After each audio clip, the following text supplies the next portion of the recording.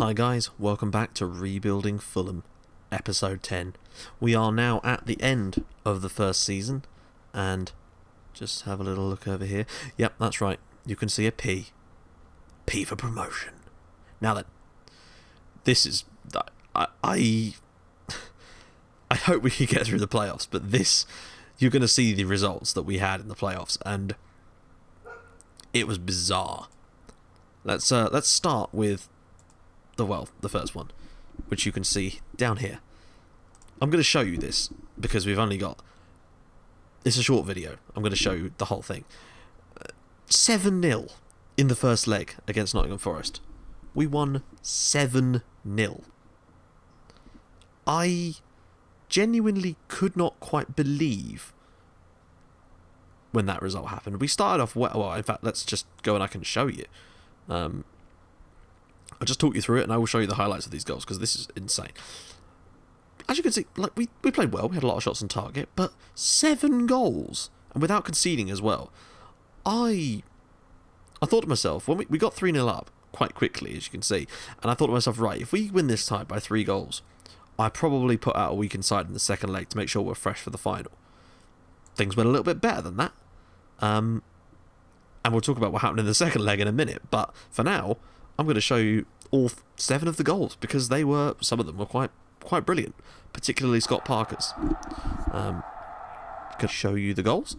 Right, here we go.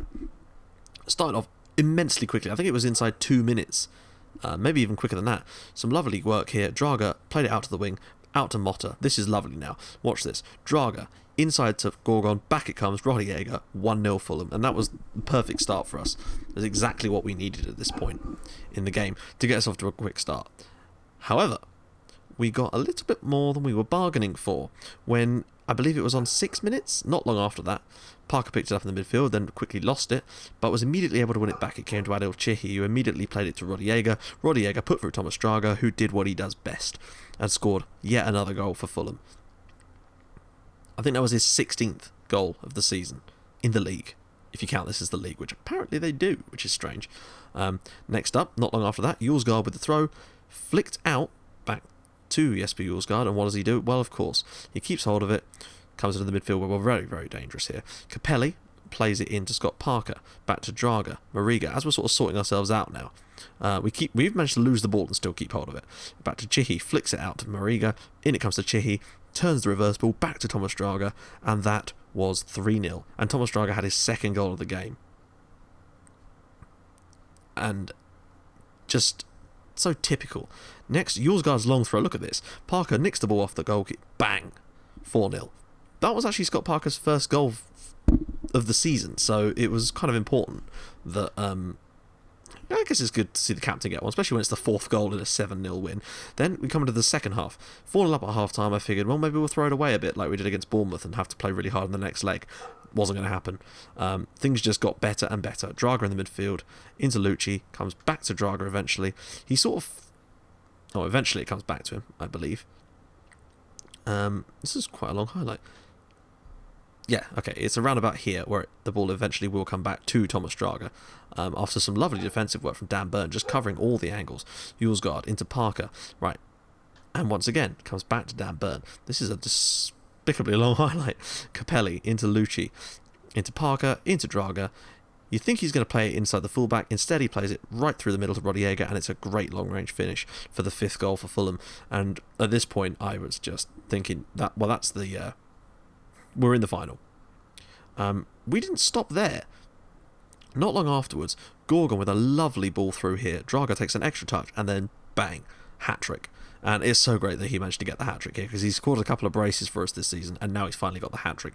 And that actually, I believe, makes him the 6th highest goal scorer in the league, despite the fact that he's not even a striker. He's an attacking midfielder who's been played all across as wingers and all kinds. And finally, we wrapped it up with 10 minutes to go. Draga plays it inside. Patrick Roberts with a great effort. The 17-year-old making it 7-0 to Fulham. Now, Draga scored a hat-trick in this game, but he also got 2 assists, which I think got him like a 9.8 rating. For me, if you do that, you should get a 10. No doubt about it. He got himself a brilliant score, and we were basically in the final with that. Now, I decided that what I was going to do was put out a weakened side. And I put out an incredibly weakened side. I changed every single player except for Scott Parker, the captain, because he's the captain and all that. We went with Jorinen in goal, Zveratic, who's obviously going to be leaving soon, Budarov, Hutchinson, Vossa, Vegan, Parker, the captain, of course, Larnell Cole, Thomas Eisfeld, and George Williams. And on the bench, even then, it was pretty much still youngsters, and Adam Taggart, of course. Marcus Bettinelli, Josh Pasley, Jack Grimmer, Adil Chihi, of course, was just in case. Thiago Casasola, who did come on for a bit, Ryan Williams, and obviously Moussa Dembele. They had 32 shots, 9 of which were on target. We actually managed to shot on target, which was quite impressive considering how weak this side actually was. They had 32 shots against us and only managed to score 3 goals. Most of those shots came before they got the 2 goals. They were very, very much in danger of only winning 1-0, despite having more than 30 shots against us, which would have been embarrassing, as if it wasn't embarrassing enough already. But the beautiful thing about this is it gave me a chance to rest every single first-team player, minus our captain, Scott Parker. I just felt it would be good to have the captain out there for the game. It was a bit disrespectful to Forest, perhaps, but it certainly, I feel it worked, because Bolton had to go to penalties after extra time against Cardiff. And, well, in the final, which I've literally just played, I'm recording this directly after playing the final, well, we're going to show you, because for a while in this game, it was very much even, but in the second half, we kind of just started to take control of things a little bit more, and this is a strange one, because it's yet another one of these ones from long throws from Jesper Julesgaard, but not the normal type. He threw it into the midfield, and I don't know if it's a glitch or just horrific defending from Bolton. Look at this. Parker gets the ball in the midfield, drops it into Gorgon. Good attempt from the edge of the area, ricochets around, Capelli gets the goal. And that's not his first important goal for us this season. I might look at trying to bring him in on a permanent basis. In other news relating to the club, we have had offers put in by Olympiacos and Copenhagen for Mitroglou and Kacaniklic respectively, although admittedly the offers are pretty derisory.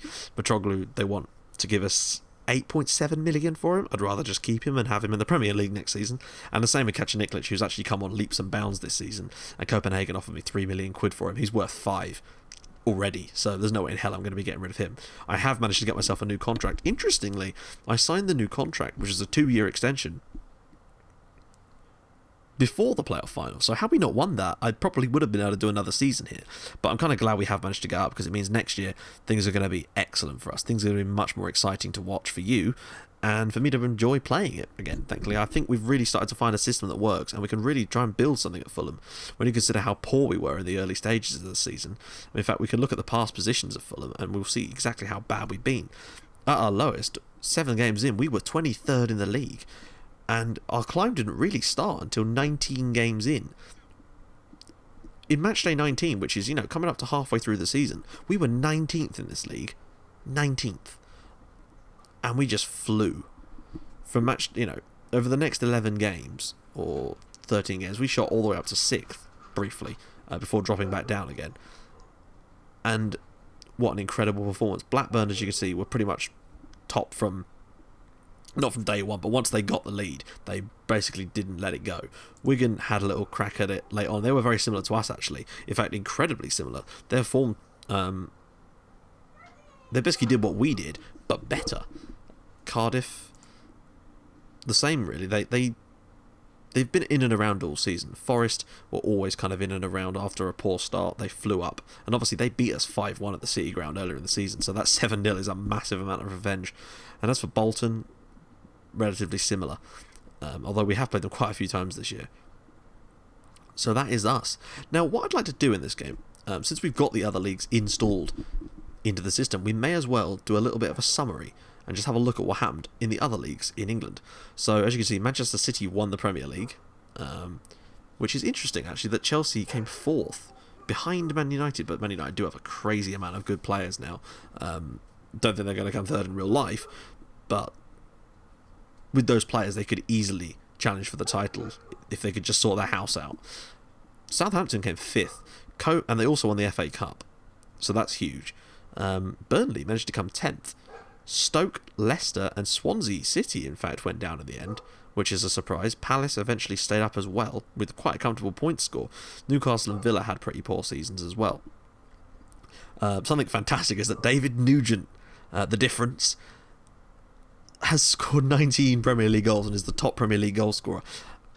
Charlie Austin got 17 and Leonardo Ochoa got 17. How on earth? Where are the other Premier League scorers? Where's City's goal scorers? Did they not score that many goals? Nope. That's strange. Leicester managed to... That's ridiculous. So between them, David Nugent and Leonardo Ochoa scored 36 goals for Leicester this season. Leicester only scored 47. That's insane. I might have to have a look at those two. Since they've been relegated, I might have to take a little look into potentially signing someone like David Nugent. He's clearly cut out for this level, so who knows. Deep line forward, 3.5 stars, not bad. What about Ochoa? Defensive forward, he can... Whoa, he looks like an Easter Island statue there. That's not a flattering picture at all. Deep line forward, only 3 stars. I might have to have a look into some of those guys, since they have been relegated. It's probably worth doing. Anyway, we don't want to dwell too long on that.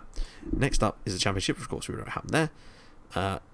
League One hasn't actually been decided in terms of playoffs, but Barnsley and Coventry City are both promoted. Gillingham, Crawley, Swindon and Chesterfield are relegated. Nothing else of any real note there yet. Obviously, I don't think League Two's playoff final. Wow! Cambridge United are in the playoff final. They could be going back-to-back promotions into League One. Bury, Carlisle and Burton are already up. Portsmouth missed out on the playoffs. That's a surprise. Accrington were relegated along with York. Just take a little look at the Valderrama Conference. Torquay are promoted along with Barnet. Forest Green had a great season too, but looks like they fell at the final hurdle. Altrincham, AFC Telford, Welling and Dover are relegated. I don't know if we've got these leagues in it or not. Yeah, I do. Barrow and Lower stuff up. Gainsborough, Worcester, AFC Fly down. The only reason I'm showing you this is because a lot of people, when I watch videos, I sometimes want to see how the database, the permeations, have affected other teams. So we're just going to have a little look. Havant and Waterlooville up, Salisbury City up with them, Basingstoke, Gosport and Albans down. I do have another couple of countries to show, but they're relatively small in terms of the amount of leagues I have installed. Bayern Munich won the Bundesliga. What a massive surprise. By 17 points off of Borussia Mönchengladbach. Surprisingly, actually. Augsburg managed to come 4th, which is impressive. Paderborn, Frankfurt and Hertha Berlin all relegated. I don't know if Hertha actually are relegated, because I'm pretty sure there's a relegation playoff in Germany. Coming up from the Bundesliga, Union Berlin, Dusseldorf and 1860 Munich, although St. Pauli, a team I have a great deal of respect for and an affection for, and I might do a series on them in Football Manager 15, not quite promoted. Heidenheim and Darmstadt down in Germany to the 3rd division. In Italy, Serie A, I'm guessing Juventus won Serie A. Fiorentina, Milan and Napoli. Inter managed to come 6th in the end. Roma, even worse, coming 9th, which is a surprise. Cagliari, Verona and Modena going down. Modena with a horrific points tally, which is very, very surprising, actually. That's a really low tally, even for a team like Modena. In the 2nd division, Bari and Catania will go up, despite the fact that Bari actually got a point deduction. Carpi, Juve Stabia and Spezia are relegated.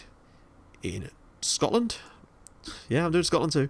Celtic won the league. Wow, what a massive surprise that is. Celtic won the league over Dundee United in the end. Hamilton and Dundee FC, or just Dundee usually, are relegated with a really quite high points tally. 40 points to get relegated. That's quite a tight league, it looks like. From the Championship, Rangers came up along with Hibs. Fortunately, Hearts were not able to get back up at the first attempt. Sadly, Queen of the South's great run was ended, and Rangers didn't exactly win the league by a mile. Cowderbeef and Alloa were both relegated. In the Scottish League One, Morton are up along with Dunfermline. Stranraer and Peterhead are relegated. And in Scottish League 2, East Fife are promoted along with Albion Rovers. Now, I know that they've introduced a new thing in Scotland now where there's a relegation playoff now for 10th in that league. So you could start seeing some teams creeping up into the Scottish League 2 from the Highland Leagues and whatnot, like Inverurie Loco and Bucky Thistle, and teams with names that sound like drinks, which is fantastic. More of that, please. Finally, we have Spain, where I'm guessing Barcelona win the league. Real Madrid win the league by 1 point off of Barcelona, and only 21 points ahead of Atletico. Some realism there. Realistic. Which is surprising. Malaga managed to come 4th, and Cordoba have come 5th. That's insane. Cordoba were only promoted last season, I'm certain of it. That is a massive result for Cordoba. Deportivo, Eibar and Almeria were all relegated from the top flight with pretty piss poor points tallies. Messi was the top scorer in Spain with 29 goals and the top performer. I'm not seeing Cristiano Ronaldo anywhere, which is strange. In the second division in Spain, Real Betis come straight back up along with Valladolid. I don't know who's come up through the playoffs since it hasn't probably happened yet. In fact, the league is still going in Spain. Llagostera, Lugo, Murcia and Sestao River are all relegated. Sestao River with a horrific points tally. But I'm pretty certain they're new to the Liga Adelante this season. So that's about it. I can't think of any other leagues. Oh, actually, yeah, there is. Apologies. We've got the Champions League. We may as well look at who won the Champions League and the Europa League. The final was Barcelona beating Juventus. Not a huge surprise there. And the Europa League was Liverpool beating Arsenal in an all-English final. So that pretty much wraps up this season. Join us tomorrow, where we will be doing the pre-season part of the year, going through, looking at transfers. You'll probably join me just before the first day of the new season in the Premier League, where we will get to see our new fixtures and all that kind of stuff. And I'll be talking you through the signings we've been able to make and what's happened, because a lot could happen in that time. That's a good 3 months away, so it's going to be a big amount of stuff to talk about, and hopefully it'll be good. I hope you enjoy seeing the highlights in the episodes. Hopefully it's coming out alright. I apologise for the poor graphics quality. I have to have the settings turned down incredibly low because of my appalling computer. Hopefully I'll get a new one and then we can really do stuff, because then I can do a live com. It won't let me record and process the data at the same time, which is annoying. Although I am going to find a way to do it, I promise, because I would love to bring that into this series, because it is... I would love to have live-com that final, because I was on the edge of my seat. I was one step away from wearing a fucking suit to play that game. But that's enough of that. If you've enjoyed the video, hit the like button. If you like it even more than that, hit the subscribe button. And I will see you in the Premier League. Bye-bye.